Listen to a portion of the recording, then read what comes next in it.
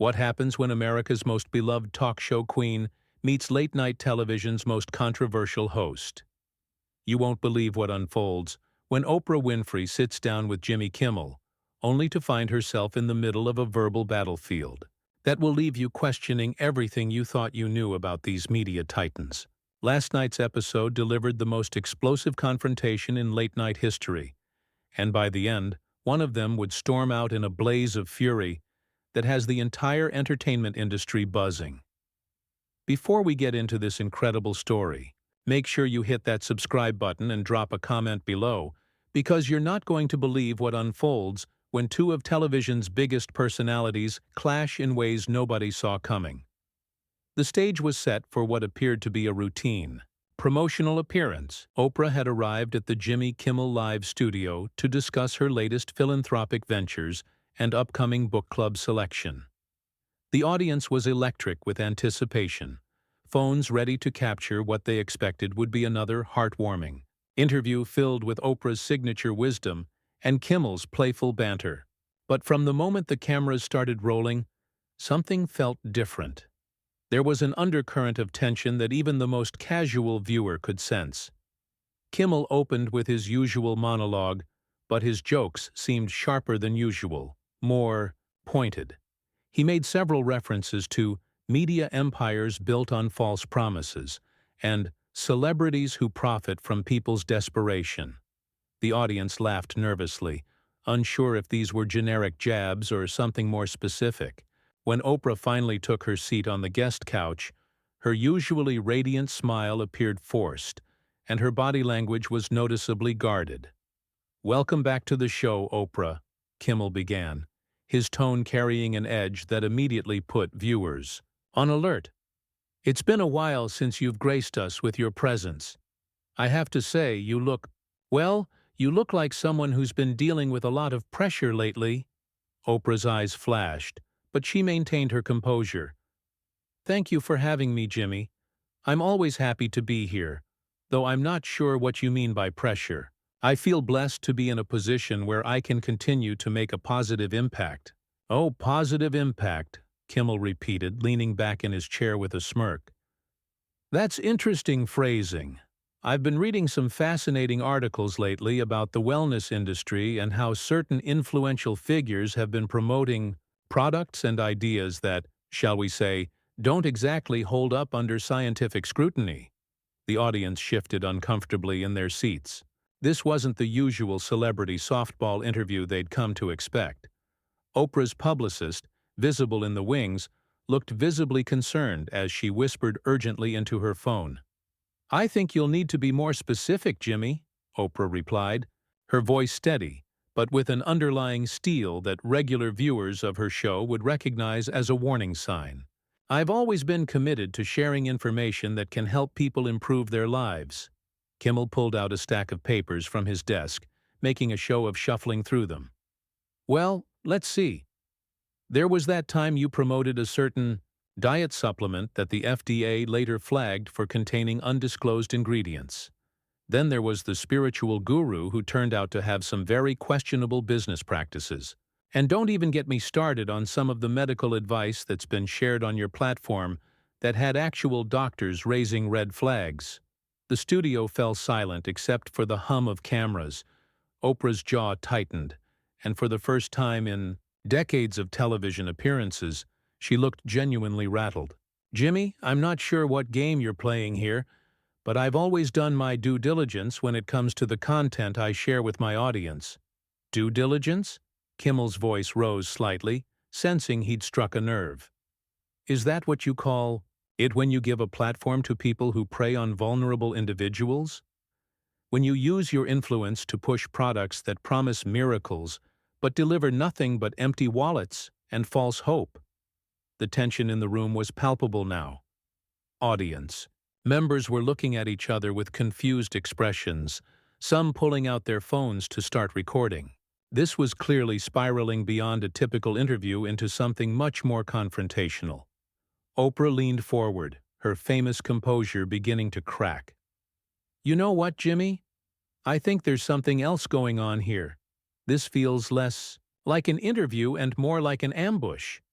What's really behind these accusations? Kimmel's smile turned cold. What's behind it is accountability, Oprah. For too long, certain people in this industry have hidden behind their charitable work and inspirational messaging while building empires on the backs of people who trust them implicitly. And you think you're the person to hold people accountable? Oprah's voice carried a dangerous quiet that anyone who knew her would recognize as the calm before the storm. You who makes a living mocking people and turning personal struggles into punchlines? The audience gasped audibly. This was escalating rapidly, and both host and guest seemed to be abandoning any pretense of civility. Kimmel's producers were frantically signaling from the control room, but he appeared to be ignoring them completely. At least I'm honest about what I do, Kimmel shot back. I don't wrap my cynicism in false spirituality and charge people premium prices for it. Oprah stood up abruptly, her chair rolling backward with the force. False spirituality? You have some nerve, Jimmy Kimmel. You sit in your ivory tower making jokes about people's pain and struggles, contributing nothing meaningful to the world except cheap laughs at other people's expense. The confrontation was reaching a boiling point, and everyone in the studio could feel that they were witnessing something unprecedented. But this was only the beginning of what would become the most talked-about late-night television moment in history. What happened next would shatter any remaining pretense of professionalism and expose the raw animosity brewing between these two media giants. The cameras continued rolling as the situation spiraled completely out of control, capturing every heated word and explosive accusation that would soon be replayed millions of times across social media platforms. Kimmel wasn't backing down. If anything, Oprah's defensive stance seemed to embolden him further. He leaned forward in his chair, his voice dripping with condescension. Oh, so now I'm the villain here? That's rich, coming from someone who built an empire by exploiting people's insecurities and selling them false hope wrapped in pretty packaging. False hope? Oprah's voice cracked with indignation. I've helped millions of people transform their lives, overcome trauma, find their purpose. What have you done besides tear people down for entertainment? The audience was completely silent now, transfixed by the verbal warfare unfolding before them. Several people in the front row were openly recording with their phones, despite studio policies. The energy in the room had shifted from confused discomfort to morbid fascination. Kimmel stood up to match Oprah's stance, his face flushed with anger. Transform their lives. Let's talk about transformation. Let's talk about the woman who spent her life savings on supplements you endorsed that contained nothing but sugar pills. Or the families who went bankrupt following investment advice from your so-called financial experts. You're twisting facts and you know it, Oprah shot back, her famous composure completely shattered now. Every recommendation I make goes through extensive vetting. I have teams of researchers, fact-checkers, medical professionals, teams that apparently missed some pretty glaring red flags, Kimmel interrupted, his voice rising to nearly a shout. But I guess accountability doesn't apply when you're worth $3 billion and can afford the best legal team money can buy. The mention of her wealth hit a nerve. Oprah's eyes blazed with fury as she stepped closer to Kimmel's desk. You want to talk about money? Let's talk about how you make yours. Mocking mental health struggles, making jokes about addiction, turning people's lowest moments into comedic fodder for your audience. At least I don't pretend to be something I'm not, Kimmel fired back. I'm a comedian. I make jokes. I don't masquerade as some spiritual guru while building a media empire that profits off people's desperation. The insult hung in the air like a toxic cloud. Oprah's face went through a series of expressions: shock, hurt, and then pure rage. Spiritual guru? You have absolutely no idea what you're talking about. You sit behind that desk every night, protected by your writers and your producers, taking cheap shots at people who are actually trying to make a difference in the world. Kimmel's laugh was harsh and bitter. Make a difference? The only difference you've made is in your bank account. You've turned self-help into a commodity, packaged inspiration into products, and convinced people that buying your recommended books and supplements will somehow fix their broken lives. The accusations were becoming more personal and vicious. With each exchange, Oprah's hands were visibly shaking now. Whether from anger or shock, it was impossible to tell. The studio's executive producer was frantically trying to get Kimmel's attention from the control booth, but he seemed completely focused on his verbal assault. "You know what your problem is, Jimmy?" Oprah's voice was low and dangerous now. "You're jealous. You're jealous that after decades in this business, you're still just a late-night comedian making jokes about celebrities, while other people have built something meaningful and lasting." That hit home. Kimmel's face darkened, and for a moment, the mask of sardonic humor completely slipped away. Jealous? Of what? Of someone who's made a career out of manipulating emotions and selling false promises? Of someone who uses their platform to push pseudoscience and unproven therapies to vulnerable people? Pseudoscience? Oprah was practically yelling now. Everything I promote is researched, vetted, and designed to help people improve their lives. Unlike your content, which exists solely to tear people down and make them feel worse about themselves. The confrontation had reached a crescendo of mutual destruction.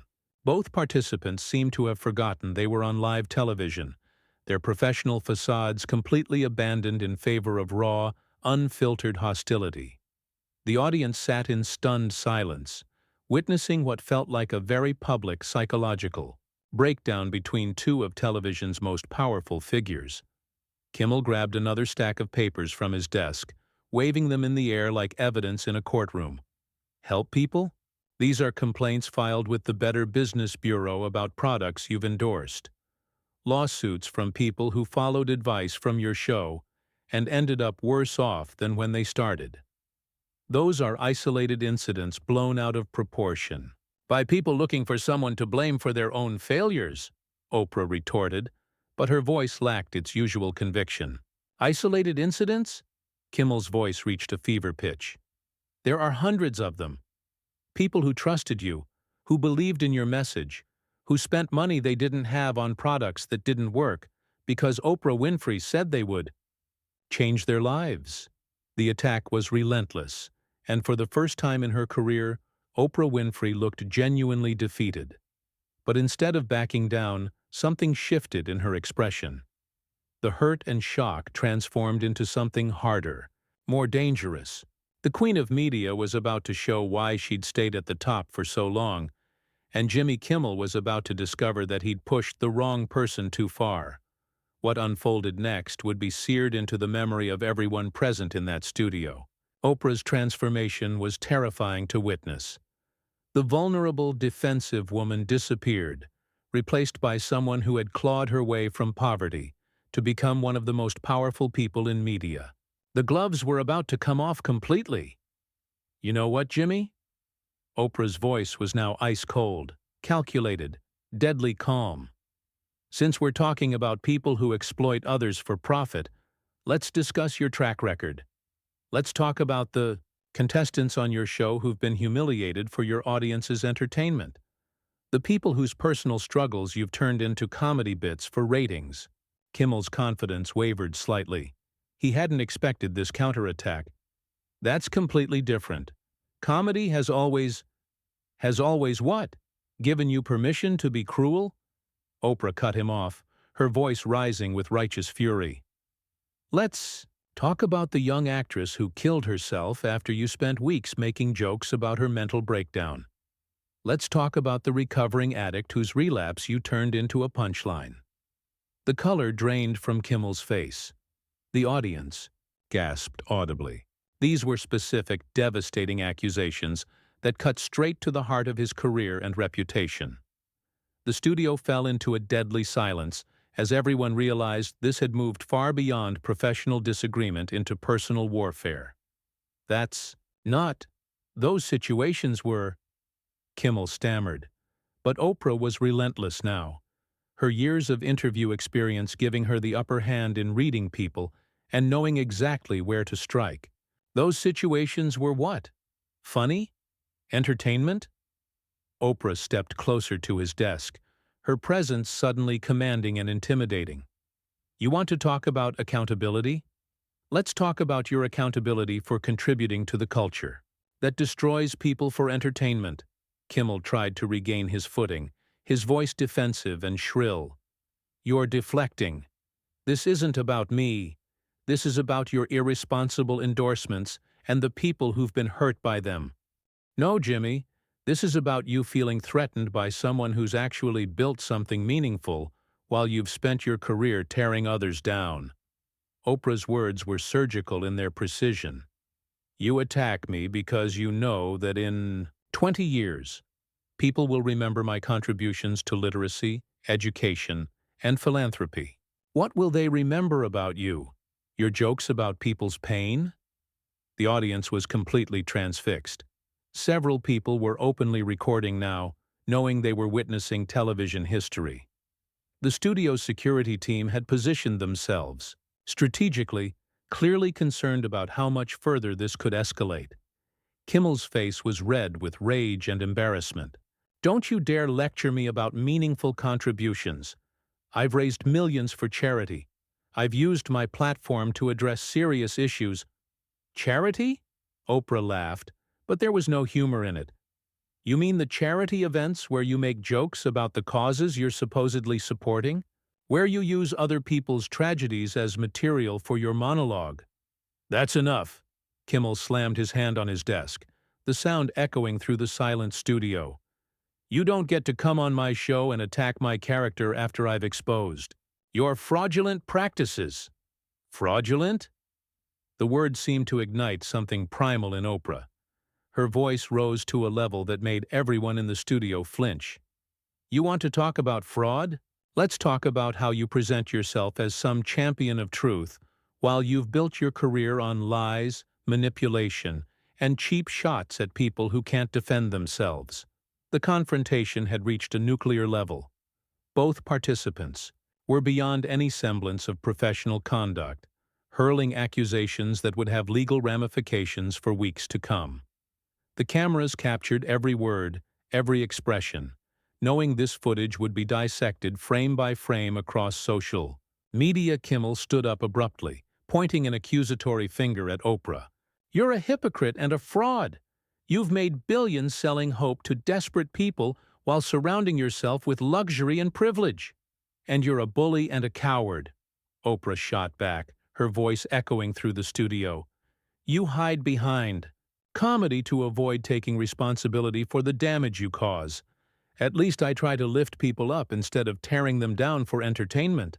The studio's executive producer was now on the floor, frantically signaling to cut to commercial, but both Kimmel and Oprah seemed oblivious to everything except their mutual destruction.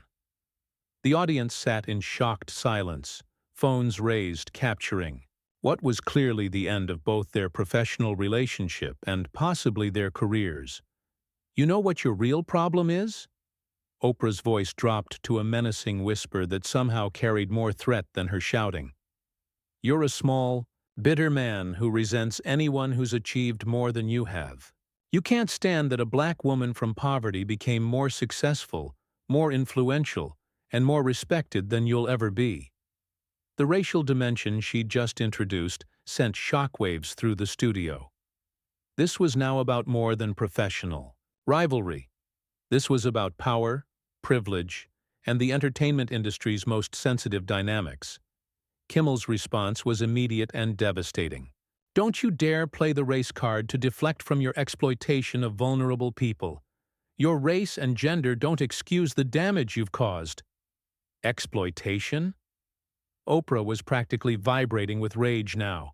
The only person exploiting anyone here is you, exploiting people's trust in late-night television to ambush your guests with baseless accusations. The situation had spiraled completely beyond anyone's control. Security was moving closer. Producers were in panic mode, and the audience was witnessing what would undoubtedly become the most controversial moment in television history. But Oprah Winfrey wasn't finished. She had one more devastating blow to deliver. What happened next would end Jimmy Kimmel's reputation and leave the entertainment industry reeling for months to come. Oprah straightened to her full height, her voice dropping to a deadly calm. That was somehow more terrifying than all her previous shouting. "You want to know what's really fraudulent, Jimmy? Your entire persona. Because I know things about you that your audience doesn't. I know about the writers you've stolen material from without credit. I know about the guests you've bullied backstage, until they cried. I know about the young female staff members who filed complaints about your behavior that mysteriously disappeared." The studio went dead silent. Even the camera operators seemed to hold their breath. These weren't general accusations anymore. These were specific, career-ending allegations delivered with the precision of someone who had clearly done her research. Kimmel's face went white as a sheet. "You can't prove any of that. Those are lies, are they?" Oprah pulled out her phone, holding it up like a weapon. "Because I have recordings, Jimmy. I have testimonials. I have documentation that your network has been covering up for years. You want to destroy my reputation? Let's see how yours holds up under scrutiny." The threat hung in the air like a sword.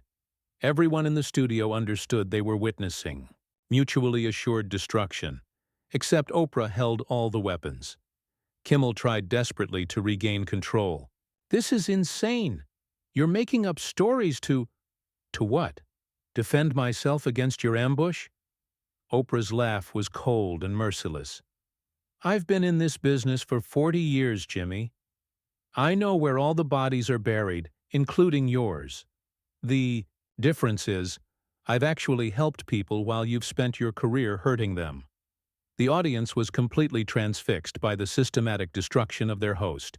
Phones were recording every word, capturing what would become the most shared clip in television history. Security had stopped moving, seemingly unsure whether to intervene in what had become a public execution. Kimmel made one last desperate attempt to salvage the situation. Even if some of those things happened, it doesn't excuse your irresponsible endorsements that have hurt people. Hurt people? Oprah's voice rose to a thunderous crescendo. "Let me tell you about hurt, Jimmy. The hurt of a young woman who took her own life after you spent weeks making her mental breakdown into comedy material. The hurt of families who lost loved ones to addiction while you made jokes about recovery on your show. The hurt of everyone you've used as a punchline while they were fighting battles you can't even imagine." Each word hit like a physical blow. Kimmel staggered backward, his face a mask of shock and growing horror as he realized the full extent of what was happening to him. "You came for me tonight thinking you could destroy my reputation and boost your ratings," Oprah continued, her voice now carrying the authority that had made her the most powerful woman in media. "But what you've actually done is expose yourself as the cruel, petty, jealous little man that everyone in this industry already knows you are." The final blow was delivered with surgical precision.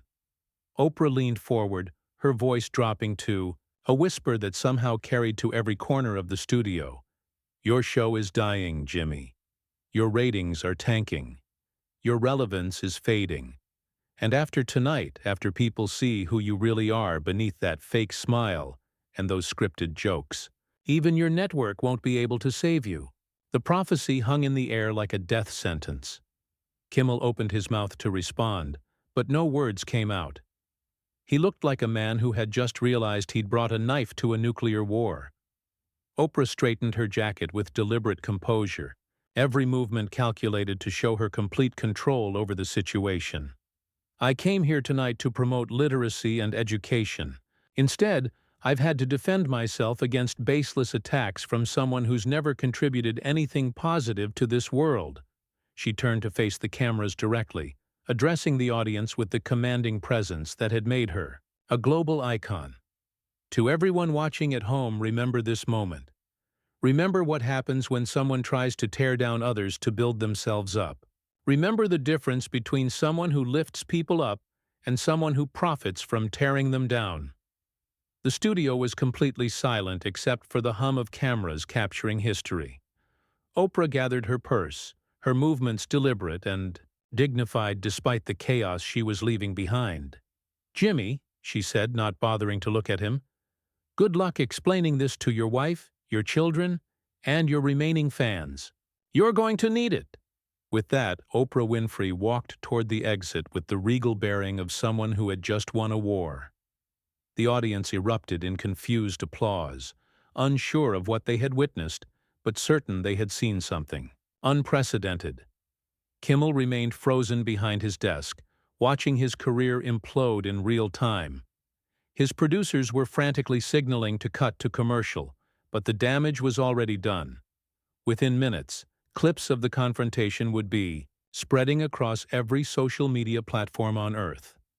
As Oprah reached the studio exit, she paused and turned back one final time. Her voice carried clearly across the silent studio. "Next time you want to come for the Queen, you better not miss." The studio doors closed behind her with a finality that echoed through the entertainment industry. Jimmy Kimmel sat alone at his desk, facing an audience that was no longer laughing, cameras that were still rolling, and a career that lay in ruins around him. The most explosive confrontation in television history was over, and there was no question about who had emerged victorious.